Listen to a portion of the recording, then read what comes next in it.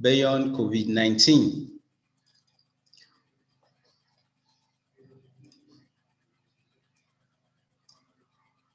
Yes, so the title of the presentation is Messenger RNA Technology and its Prospects for Fighting Diseases Beyond COVID-19. So overview of my presentation is going to be as follows. We'll look at what mRNA and what mRNA technology are all about, and then we'll look at the leading biotechnological companies and their mRNA product pipelines. Then we'll look briefly also at the challenges of developing HIV, malaria, and cancer vaccine. These are three major long-standing diseases that vaccines have been sought for over time. And then we'll look at the emerging mRNA candidates for these three disease categories. And then we'll round up with advantages of mRNA technology and conclude. So what is mRNA? Messenger ribonucleic acid, or mRNA for short, is a single-stranded molecule that carries genetic code from DNA to ribosomes. As we know, the central dogma of molecular biology is that mRNA is responsible for translating DNA genetic code into proteins. So the mRNA is fundamental to life. It is a blueprint that is used to transform the DNA genetic code that is encoded into proteins. Proteins, as we all know, is the workhorses of the body. Nearly every functions in the human body, both normal and disease-related, are performed by proteins. So based on this ideology, if we can produce or synthesize this mRNA, takes advantage of the normal biological process and synthesize this mRNA, we can use it to create therapeutic proteins that can be used to treat a variety of diseases or fight a variety of diseases. So mRNA is just as critical as our DNA, because without mRNA, it means that our DNA cannot get to be used to, our body will not be able to produce protein, and our body will not be able to perform its normal function. So mRNA medicine, or when we have this mRNA synthesized, there are a set of instructions. They are different from our traditional pharmaceuticals. They are not small molecules like our traditional pharmaceuticals. They are not traditional biologics like the recombinant proteins or monoclonal antibodies that we know of, which are the genesis of the biotech industry, but rather mRNA are a set of instructions that direct our body cells to make protein in order to prevent or fight diseases. So using mRNA as a drug has opened a breadth of opportunities for us to be able to treat and prevent a lot of diseases. So mRNA as a medicine is fundamentally different approach, as I have said, is different from the traditional method that we know. And in using this mRNA medicine, focus is on diseases where we know that by enabling a target cells to produce or turn on one or more given protein, it will enable the body to perform its function. So, and the basic strategy for this is that when you have a desire or a target protein that you want to produce, then you start with that desired sequence of a protein. For example, with the COVID-19 vaccine that we have, once the Chinese scientists released the genetic makeup of the SARS-CoV-2 virus, scientists were able to detect the part of the genetic sequence that is responsible for coding for the viral spike protein, which is the antigen. So we have the desired sequence of that protein that we are interested in. And then the next thing is to design and synthesize this process, to design and synthesize this corresponding mRNA sequence that is our target. But before synthesizing it, there is need for us to engineer this mRNA sequence in order to optimize its mRNA physical properties, because the body on its own will resist any foreign agent. So it is necessary that the mRNA that will be synthesized will be can be optimized, can be engineered in such a way that we can optimize its physical property. And then once it is synthesized, we have a way that we can deliver this mRNA sequence to the cells that is responsible for making protein in the body. And once these mRNA instructions are in the cells, then the human biology takes over.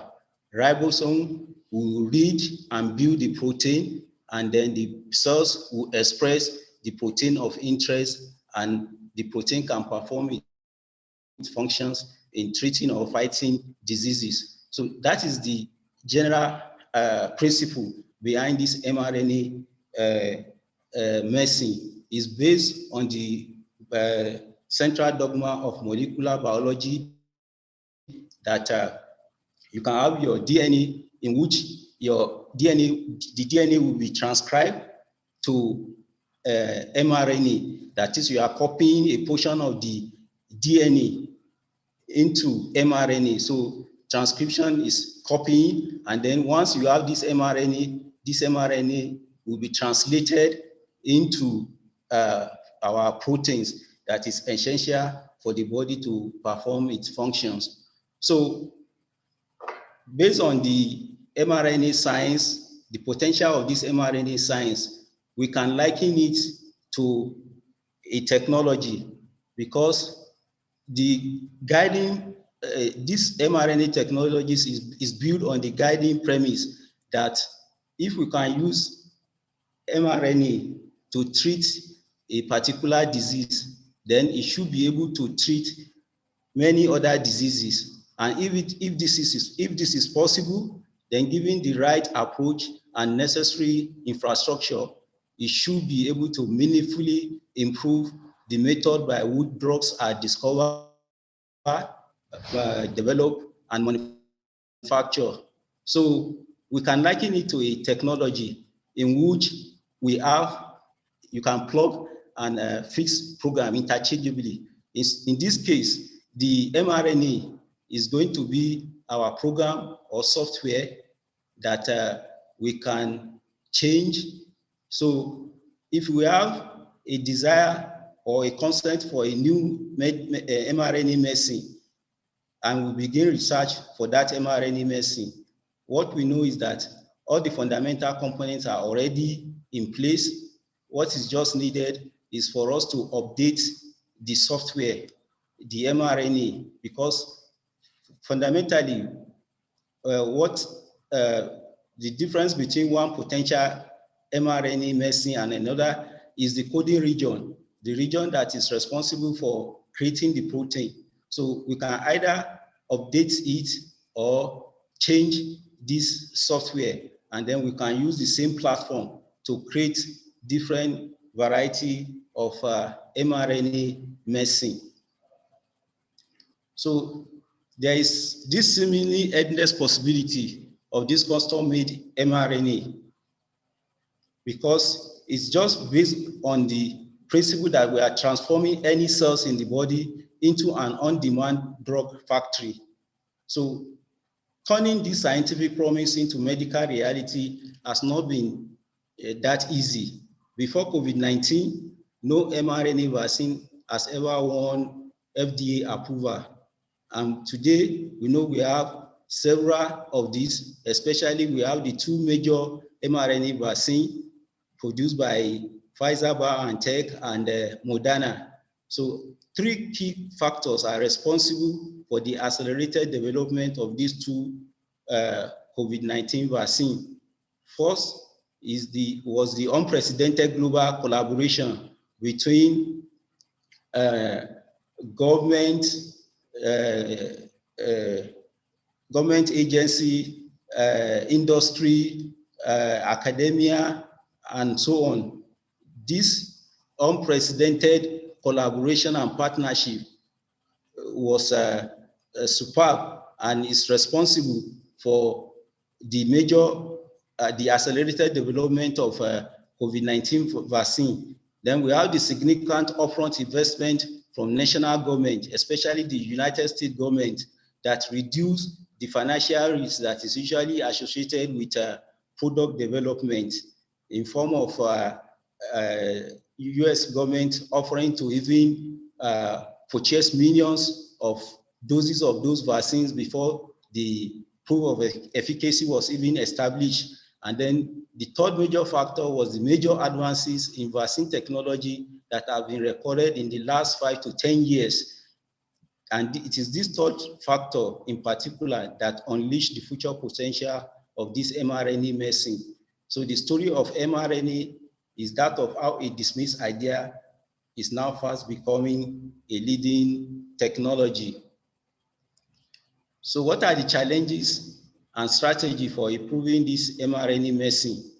The major challenges, when some of the researchers started conceiving the ideas of using mRNA as medicine, were the issue of mRNA instability. mRNA is highly unstable, and then when you inject it, immediately it will be degraded in the body.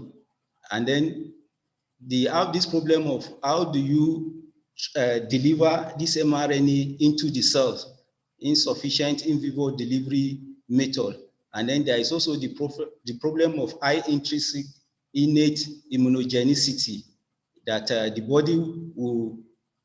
body immune systems will respond to it as soon as it is injected into the human body.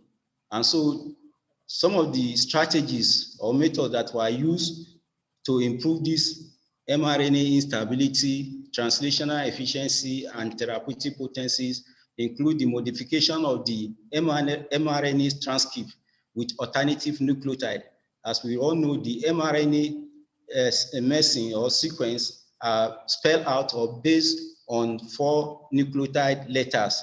So if some of these nucleotide, natural nucleotide, are substituted, for example, if you substitute uridine with either pseudouridine or 1-methyl pseudouridine, or you substitute the cytidine component with 5-methyl cytidine, it can improve this mRNA stability and translational efficiency. And then there are other modifications that scientists work on, including the 5' cap modification and the poly-A tail modification. So these are the major advances that was achieved in the last 10 years that significantly accelerated COVID-19 vaccine and the mRNA technology. And we have 2 notable scientists that have contributed significantly into that. We have Katalin Kariko, a Hungarian biochemist, who in 1985, when he got to USA, University of Pennsylvania, decided to pursue this mRNA technology. And then because of these challenges and so on, he was later dismissed at the University of Pennsylvania because she was not gaining grants and nobody is buying into this idea. So she has to partner with individual scientists like Drew Westerman, who is a US physician scientist. And at that time, Drew Westerman was working on developing mRNA vaccine for HIV. So they partnered together, and it is the work of these 2 scientists that led to some of those significant improvement, that if you can substitute some of the natural nucleoside of mRNA it can help in improving the stability and translational efficiency of mRNA medicine, such that by the time COVID-19 arrived in 2020, these two scientists are already working on vaccine for influenza, and it is just for them to change their focus on COVID-19 vaccine. Meanwhile, in 2013, the BioNTech company hired Katalin Kariko as a vice president, and that also contributed a lot to the development of the Pfizer BioNTech vaccine. So examples of leading pharmaceutical companies in this area of emerging mRNA technologies include the BioNTech, which is a German-based biotech company that was formed by a Turkish couple in 2008. So this company, and along with Moderna, are today the leading company in BioNTech industry in this area of mRNA technology, largely due to their success with the COVID-19 vaccine. Moderna, on the other hand, was formed in 2010, and is a blended name combining modified and RNA, where BioNTech is derived from biopharmaceutical new technologies. So we have other biotech companies like CureVac, Arcturus, Translate Bios, and a host of others. These are emerging mRNA companies, and most of the other pharmaceutical companies are already partnering with these companies. For example, we know that Pfizer BioNTech, as far back as 2018, they've already partnered with BioNTech. And then we have others such as GlaxoSmithKline, Sanofi and Adventis, Johnson and Johnson, and so on, that are also already partnering with this emerging company. So here are a list of the product pipeline for Moderna. For example, we can see the COVID-19 vaccine that is already in commercial phase. Then we also have cytomegalovirus vaccine, which has entered phase 2 and is about going into phase 3.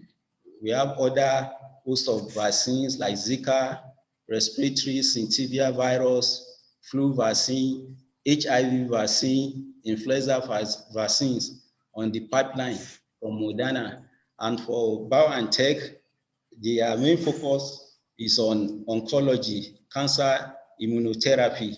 So we have a lot of mRNA-based cancer vaccines that are in development in phase 1 and phase 2 of development. And then on the bottom, we have their infectious disease immunotherapies. We can see the COVID-19 vaccine too that has gone into phase 3, and then they have other rare disease area and so on. So a lot of other BioNTech companies also have their own product pipeline. Currently, we have over 520 plus mRNA that are in clinical trials for more than 20 disease categories that are already undergoing trials. So what are let's look at the 3 major disease categories that vaccine has been sought for over time, in which mRNA technology is already making impact, starting with the HIV vaccine. We know that HIV vaccine, for almost over 30 years now, effort has been on to develop a vaccine for HIV. And some of the challenges that have hindered the development of vaccine include the issue of the fact that most viral infection, most vaccine against other diseases usually produce neutralizing antibody that will clear the infection. But in the case of HIV vaccine, the neutralizing antibodies do not clear the infection. They are failing to clear the infection. And this is basically due to the high rate of mutation and recombination of HIV virus. We know that HIV virus are highly highly reproductive. They can multiply and produce in millions within days. So antibodies that is produced against a virus will become ineffective for a new virus. That's why neutralizing antibodies has been failing to clear this infection. We also have the challenge of the difference of types of this HIV vaccine. As we know, different regions, we have difference of types. Like for example, the subtype B is what we have in North America and Europe, whereas we have more of subtype C in Southern and Eastern Africa. Then another major challenge is that HIV has also been able to evolve to suppress cellular immune responses, because if there is a humoral immunity, and then we can also have cellular immunity. So HIV has also evolved in such a way that they can suppress this form of immune response, which is an important stage in the viral infection. Then another major problem is finding ways to deliver HIV protein safely without establishing an infection. As we know, HIV usually integrates into the human cells and they multiply. So giving a live or weakened form of the vaccine is out of it. We may have to rely on giving a subunit like the HIV protein, and then the protein will also need to be engineered in such a way that it has to be harmless, and the body, the immune system can still recognize it. Then another factor is the incomplete understanding of correlate of immune protection, because we are referring to the marker that can indicate that a person that is vaccinated is adequately protected against the virus. So, and to understand this correlate of protection, these markers, we need to carry out clinical trials in animal and clinical trials in humans and in animal models in order for us to be able to establish these markers of protection. And we all know that this has been slowed down by lack of appropriate animal models. As we know, animals cannot be infected with human immunodeficiency virus. So studies has to be conducted using studies have to be conducted in monkeys using the monkey equivalent of HIV, which is the simian immunodeficiency virus. So those are the main challenges that have confronted the development of COVID-19 vaccine over time. And today, we have different types of mRNA vaccine that are already in various stages of development. At least we have two examples here from Moderna. They have two candidate mRNA vaccine in their pipeline. The 1644 is a novel approach to HIV vaccine strategies that is designed to elicit these broadly neutralizing HIV antibodies that has been sorted for over time. And recently, in a small trial in the US, 48 HIV negative adults show that the desired response occur in 97% of participants. They are able to produce these broadly neutralizing HIV antibodies. And the study is about going to phase 1. This is a preliminary phase 1 study.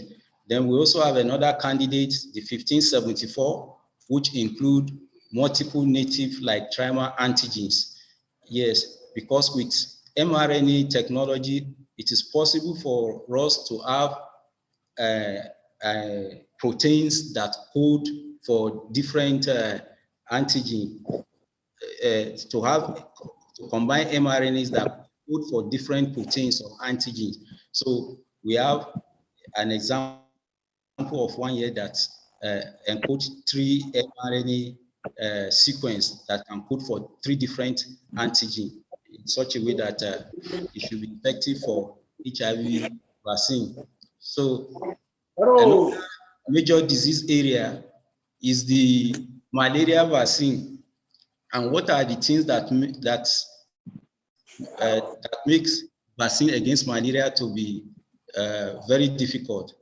For malaria, we know that the Plasmodium has this long history of being a obligate vertebrate and obligate vertebrate parasite, and they have multiple life cycle. So there are multi-stage life cycle features, different move at different times, and this is one of the reasons why a vaccine for it has been very difficult.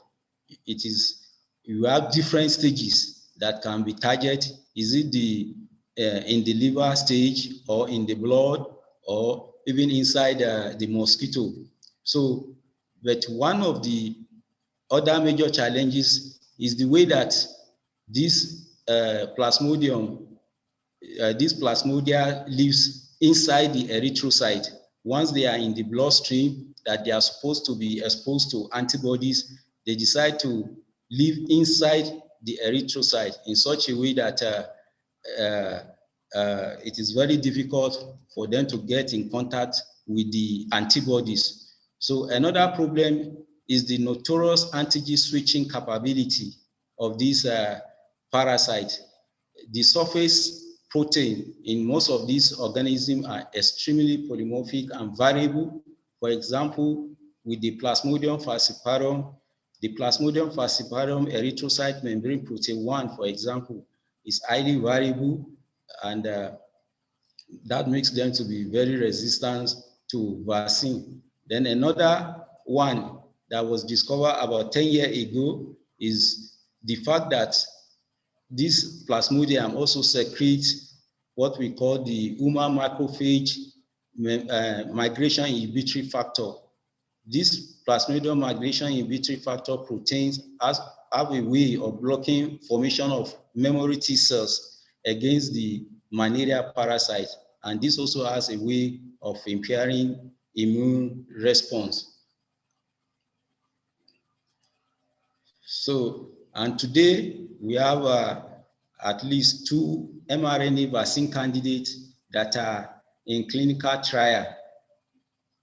And the success of those 2 was based on a study that was conducted in 2008, in which result of a study showing the attack of this Plasmodium migration inhibitory factor protein in mouse model to be very impressive.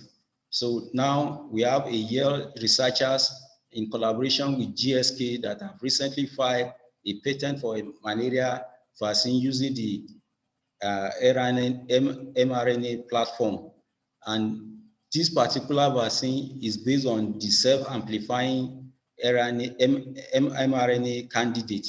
It can target this Plasmodium Plasmodium migration inhibitory factor protein. And we are, with this major advancement, we are likely to see the first in human dosing trial of this vaccine by the end of this year. Then we also have another study that is targeting Plasmodium falciparum circumsporozoite protein. This study is being conducted in the United States in collaboration with Walter Reed Army Institute of Research and researchers from the University of Pennsylvania. So it's another mRNA vaccine candidate. And recently we have the R21 University of Oxford vaccine that was in the news recently, in which it was demonstrated to have up to 77% efficacy, the first time that we will be seeing a malaria vaccine that has shown up to 70% efficacy. And that vaccine is based on subunit vaccine.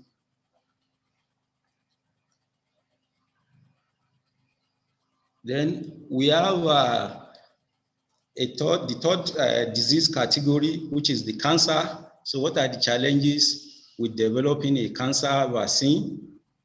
As we all know, the mRNA vaccine technology also has its strong roots in cancer field. Biotech companies like BioNTech, their original focus has been on this cancer immunotherapy. So the major problem with the cancer cells is that they are good at hiding from our immune system. So cancer vaccines have to work based on the purpose that they can stimulate cancer vaccine to have proteins on their surfaces in such a way that they can be detected by the immune system. So cancer vaccines that are aimed at restoring immune system ability to find and attack these cancer cells are what we refer to as immunotherapy.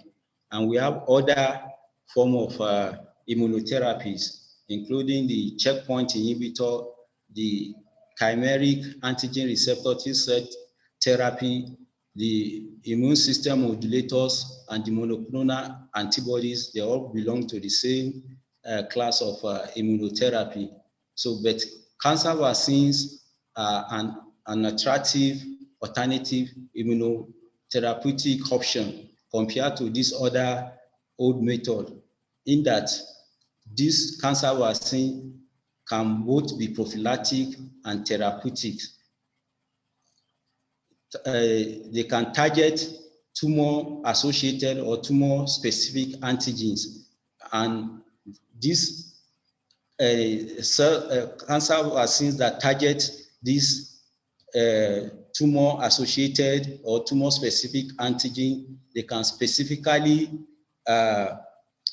attack and destroy malignant cells that overexpress these antigens, and by so doing, they can produce chronic therapeutic responses. So the cancer vaccines has the advantage of being more specific, they are more safe and more tolerable compared to other immunotherapeutic options. So we have different types of these cancer vaccines. We have at least three. They can be divided into three groups. We have the cellular or the tumor or immune-based vaccines, like the GVAX. These are the old method. Then we can also have the viral vector-based cancer vaccines that will consist of viral particles that have been modified, genetically modified. And then we can also have the molecular cancer vaccine, and this can be divided into the peptide-based vaccines and the nucleic acid vaccine that can be either DNA or RNA-based. But of these three categories, the nucleic acid-based vaccine is a more promising vaccine platform, and the advantages of this nucleic acid vaccine over the peptide vaccine is that they can allow simultaneous delivery. They can allow simultaneous delivery of multiple antigens that can cover various somatic tumor mutations. The mRNA technology that we have seen, for example, that you can have up to more than one mRNA sequence, so that you can have multiple antigen as your target. It's a good development, so it's an advantage. And another advantage of this nucleic acid is that they can encode full-length tumor antigens compared to the peptide one, in which you are giving subunits. They can encode full-length tumor antigen. And then above all, they are non-infectious. They are free from proteins or virus-derived contamination that is usually associated with producing the protein or peptide cancer vaccines. So they are free from infection. Then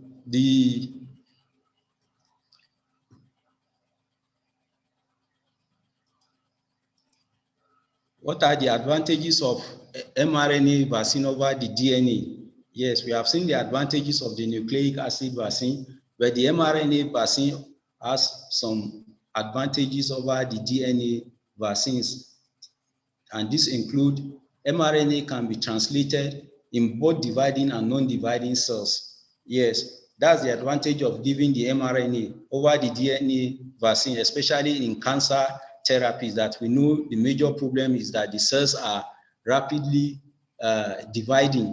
So it's the DNA vaccine, it is very dangerous giving them in a dividing cells. So the mRNA vaccines are a better option.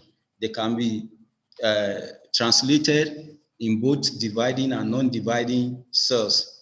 Then the rate and magnitude of protein expression for mRNA vaccines are typically higher than DNA vaccines. And I think the COVID-19 vaccines have demonstrated that the kind of efficacy that we saw with the Pfizer, BioNTech, and Moderna vaccine, that is over 90%, has not been demonstrated by other form of these genetic vaccines, like the DNA vaccines from AstraZeneca or the Russian Sputnik V and so on. So it has high magnitude of protein expression, and this can improve the immunological response or improve the efficacy of the vaccine.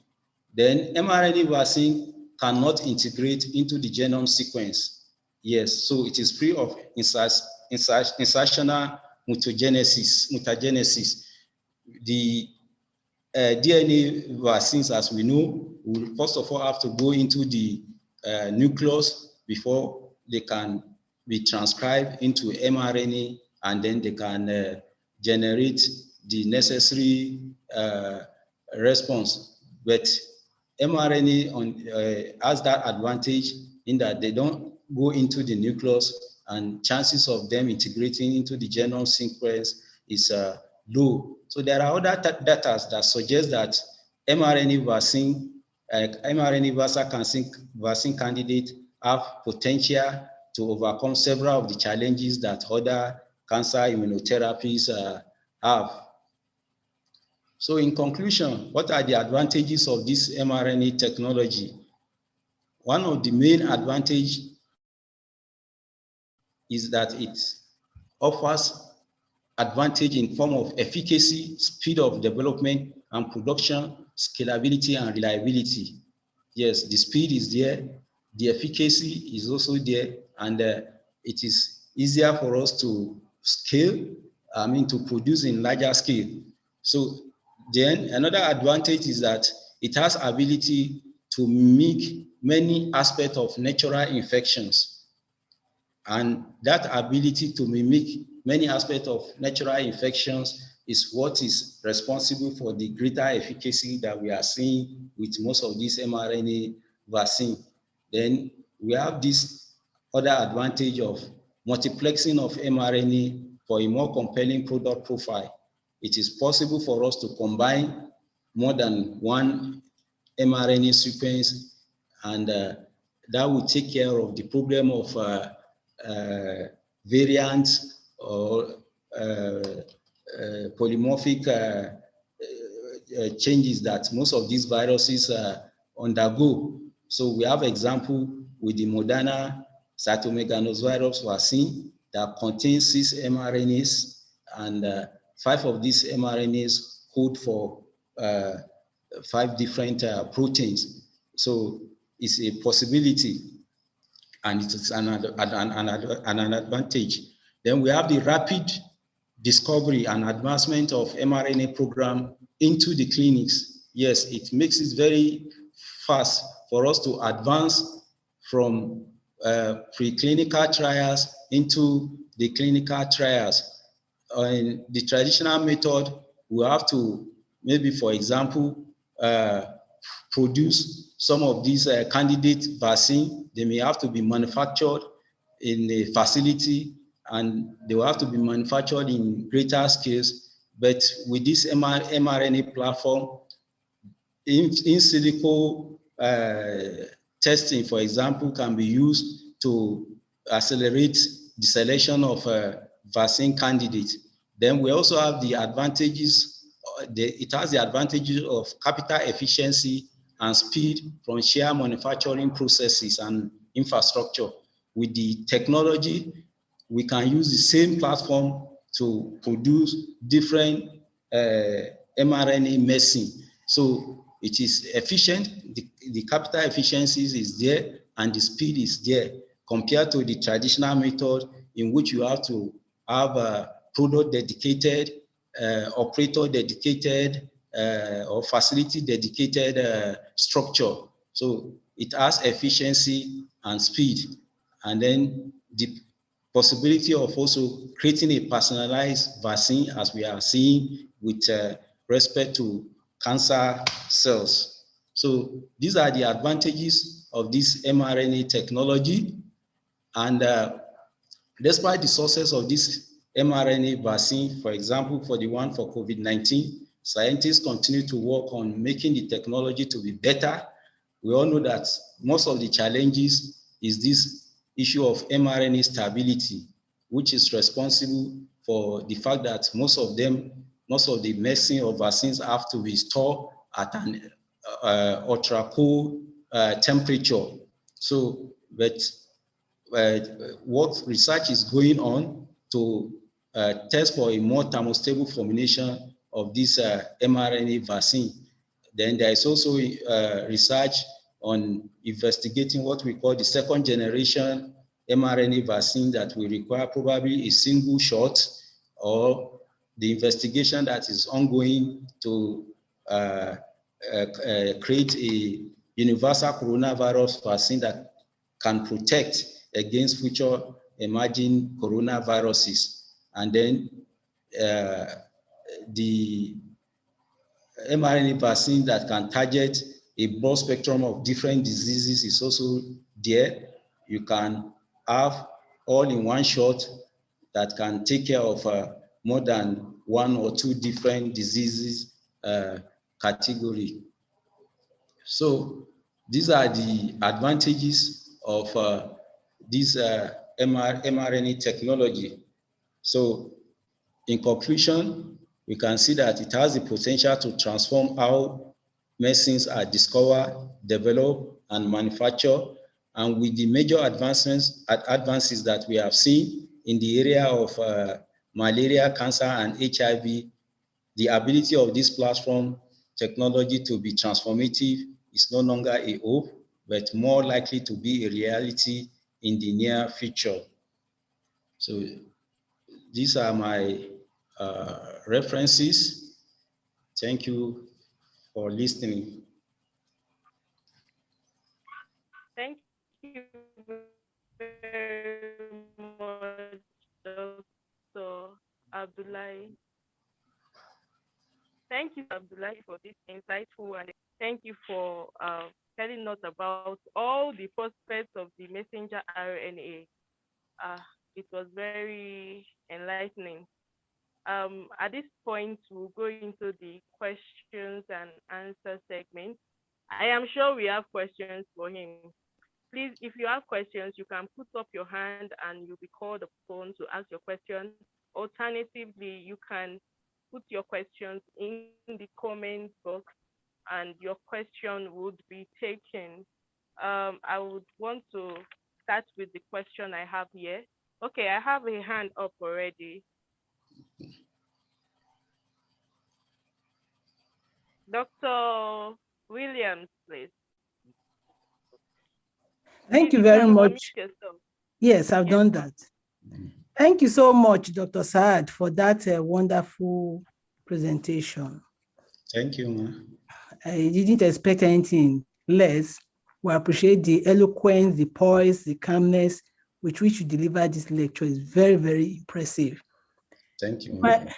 My concern is the mutation of HIV virus because of the high speed of reproduction is highly mutagenic. Likewise, the cancer cells, likewise, the coronavirus. How do we intend to combat that? Because even with the coronavirus, we have Delta Plus, which is the current variant. And according to the information, the existing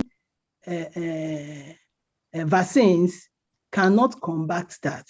And that is why in places like Brazil, India, where the variants are really ravaging the countries, people are being encouraged to use their mask, stay at home.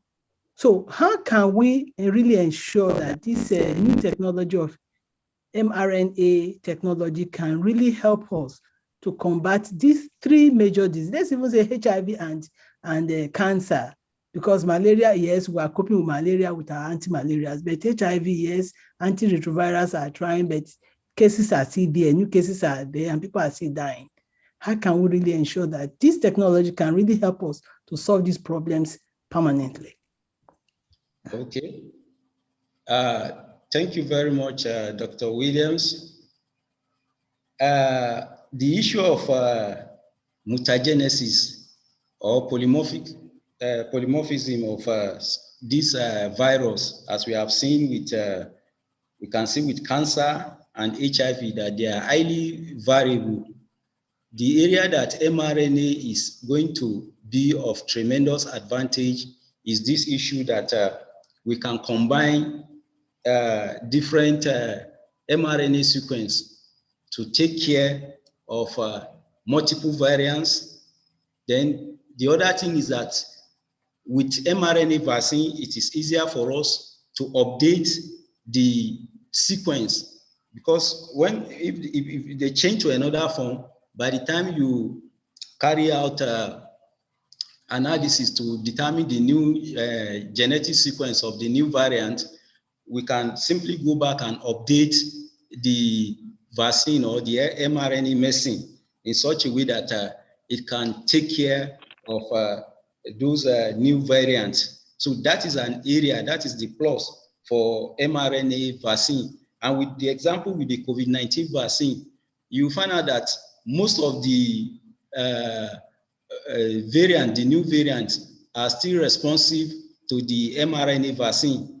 The only problem is that this mRNA vaccine is not freely available in every other places, you know. So, but if you look at it, really, most of the new variants of COVID-19 are still susceptible to this mRNA COVID-19 vaccine.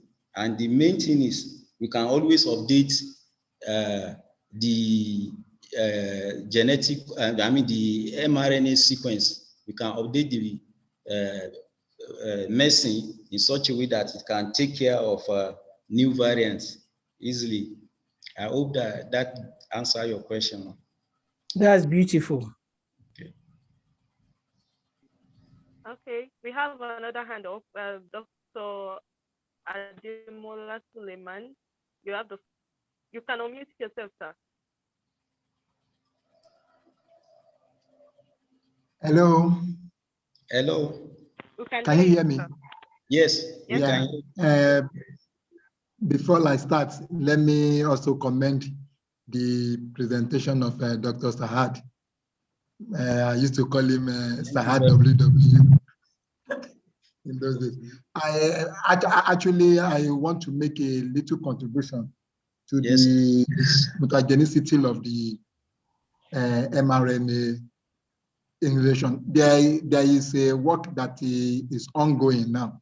We are done with the phase 1 in Sudan, and then we have started the phase 2 in East Africa, specifically in Uganda, where we have the second wave that is ongoing. And it is the combination of the vaccine and mRNA vaccine along with immunomodulators. I was actually waiting for him, probably whether he has read or they've done some work on the combination of immunomodulators along with the mRNA vaccine. So because we found out that it actually slowed down the mutagenicity, or it also increased the stability, though they cannot conclude now, but the result we are getting is encouraging, and it is ongoing. So actually, I do not want to mention the specific immunomodulators. So I think it is for us to also look at various examples of it, because the grant has been given by the government of Sudan and the East African community. So I do not want to break the protocols because I'm part of the COLA and PI. I also know that we have so many of them in pharmaceuticals that we can also look into and probably see what can be done. Thank you so much for because I have gained so many, and I wish I'm also going to make use of from the lecture you have given. Thank you very much.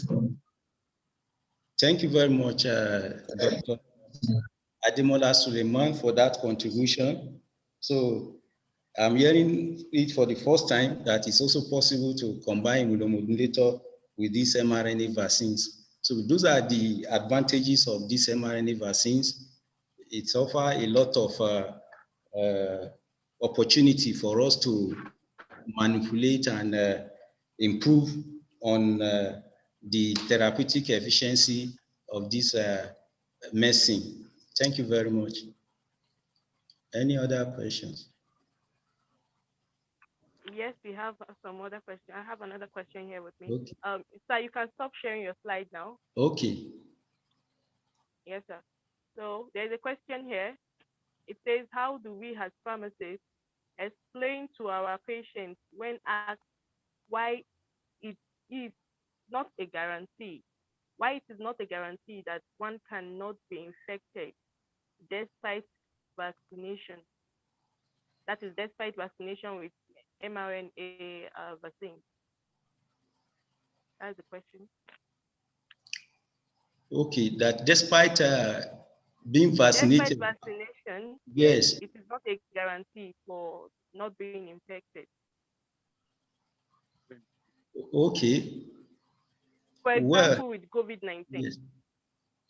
Okay, with COVID-19, despite being vaccinated, how can we explain to our patient to ensure that they are not protected? I mean, the main thing has to be with the first dose. After the second dose, we are expected to be protected. But for now, I think the thing is that we should still take adequate protection in such a way that we should not, let down our weapons, and just precaution is better than cure. So it's still for us as a matter of protocol important for us that we should still protect ourselves, especially before the second dose of the vaccine, because we know a lot of study is still going on. We don't know how long the immunity can last, and the number of prime vaccination that will be required to ensure full protection. So because of this, it is better for us to not let off our guard and just say that because we've been vaccinated, we are free. We should not be taking protective measures. Thank you so much, sir. Okay. In the absence of more questions, I want to appreciate you, Dr. Saad Abdullahi, for a very wonderful presentation. Thank you so much for once more throwing light on a novel topic. At least we are looking at advances in practice for. I want to especially thank also all those present here with us. I can see the chairman, Pharmaceutical Society of Nigeria, Kwara State, the personal pharmacist, Ella Jajmo. Thank you for being here. I want to thank Education Committee, PSN Kwara State, and of course PSN Kwara State for producing this lecture in the first instance. Thank you for this particular topic. I want to acknowledge the presence of some of our distinguished fellows of PSN here present. Dr. Felicia Williams, thank you for joining us. Thank you to Dr. Ademola Suleiman from Uganda. Thank you for being here this morning. Dr. Kola Mustafa, FPSN, thank you for being here. Thank you to every one of us. Professor Bola Joko Aina, thank you so much for joining us this morning. Thank you to all deputy directors and directors of pharmaceutical services. I can see you all. Thank you, all distinguished participants and pharmacists. Thank you for once again joining us on our clinical presentation. Thank you, thank you, thank you.